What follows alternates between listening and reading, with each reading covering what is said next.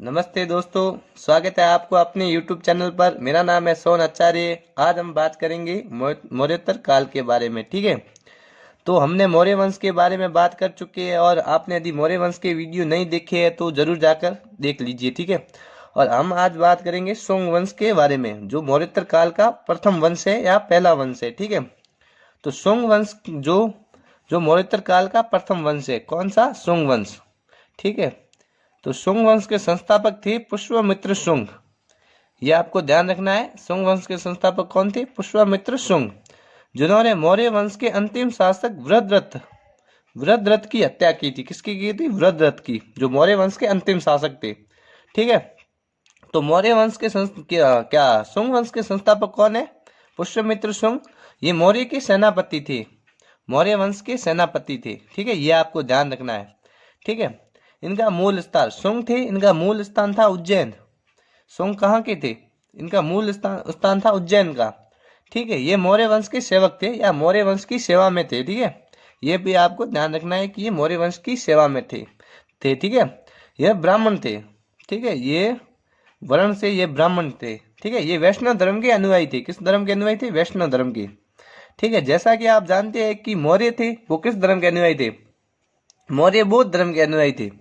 जो मौर्य थे ना, वो बौद्ध धर्म के अनुयायी थे। और शुंग थे ब्राह्मण धर्म के अनुयायी। यही कारण था कि पुष्यमित्र शुंग ने ब्राह्मण धर्म को वापस या ब्राह्मण राज्य को वापस ले आए। कैसे? जैसे कि मौर्य थे, मौर्य के बारे में आप जान चुके हैं कि जैसे अशोक ने अहिंसा अपना ली थी। किसने? अशोक ने अहिंसा अपनाई। तो अशोक के आने वाले पिछले शासक थे ना, उन्होंने भी अहिंसा अपना ली। क्या अपना ली? अहिंसा।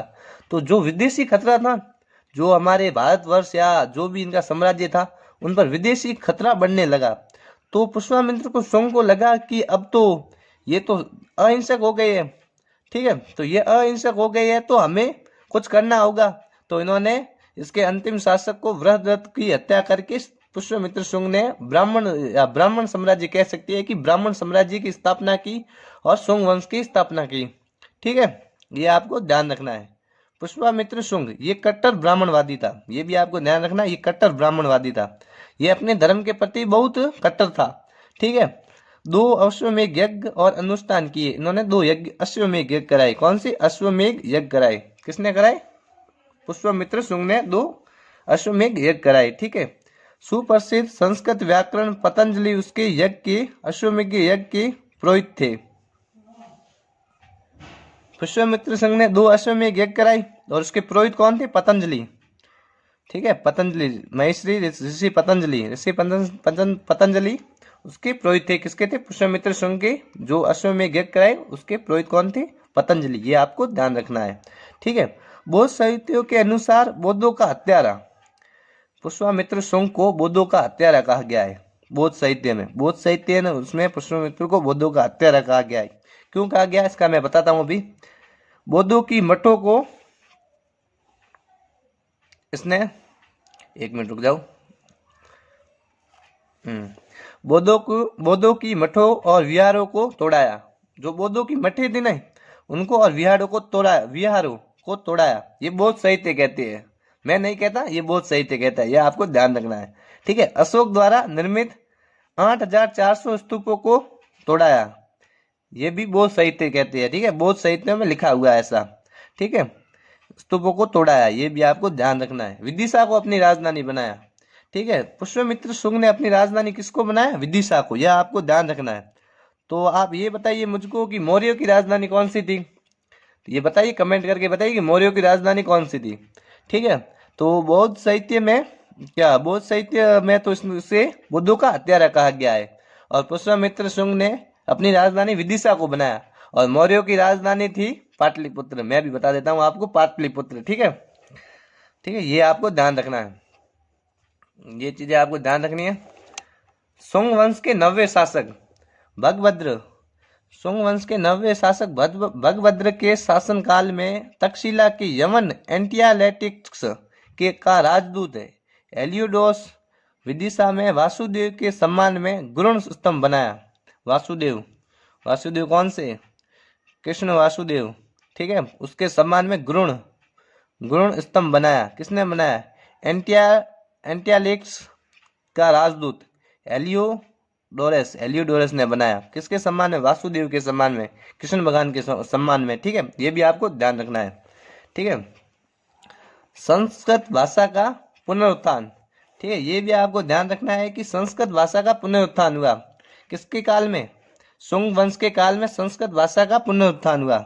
ठीक है, महर्षि पतंजलि के विशेष योगदान से, महर्षि पतंजलि थे, उनका विशेष योगदान था संस्कृत के उत्थान में। ये भी आपको ध्यान रखना है। ठीक है, ये चीजें आपको ध्यान रखनी है। शुंग वंश के अंतिम शासक देवभूति थे, जिसकी हत्या वासुदेव ने 75 ईसा पूर्व में कण्व वंश की नींव डाली। शुंग वंश का अंतिम शासक था देवभूति। आपको ये भी ध्यान रखना है, शुंग वंश का अंतिम शासक कौन था? देवभूति। ठीक है, और इसका हत्यारा कौन था? वासुदेव, जिसने कण्व वंश की नींव डाली। हम पढ़ेंगे आगे, कण्व वंश की नींव डाली। ठीक है, किसने डाली? वासुदेव ने। ठीक है, अब हम देखते हैं शुंग वंश का कला के क्षेत्र में कुछ विशेष योगदान। ठीक है, तो शुंग वंश ने विदिशा का गुरुण ध्वज बनाया, भाजा का चैत्य विहार। ठीक है, ये भी आपको ध्यान रखना है, भाजा का चैत्य विहार, अजंता का नवा चैत्य मंदिर। ठीक है, ये भी सब शुंग कालीन है। ठीक है, अजंता का नवा चैत्य मंदिर मैंने ये बता दिया।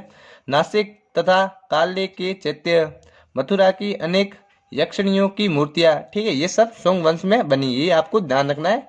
ठीक है, आप इसका स्क्रीनशॉट ले सकते हैं। अब हम बात करेंगे कण्व वंश के बारे में। ठीक है, जैसा कि मैंने आपको बताया कि देवभूति की हत्या करके वासुदेव ने कण्व वंश की नींव रखी। ठीक है, तो कण्व वंश के संस्थापक कौन है? वासुदेव, यह आप ध्यान रखना। ठीक है, कौन है संस्थापक? ये है वासुदेव। ठीक है, ये आपको ध्यान रखना है, संस्थापक है वासुदेव, जिसने देवभूति, जो शुंग वंश का अंतिम शासक था। ठीक है, यही चीजें आपको ध्यान रखनी है।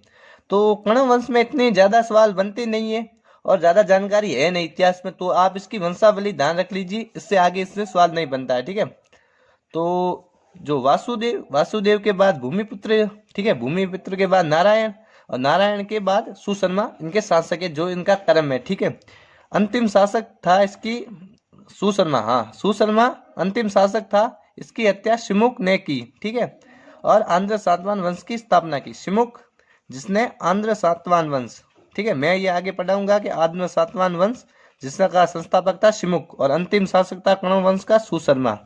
ठीक है, यदि आपको ये वीडियो अच्छा लगा है तो लाइक कीजिए, कमेंट कीजिए और हमारे चैनल को सब्सक्राइब कीजिए। जय हिंद, जय भारत।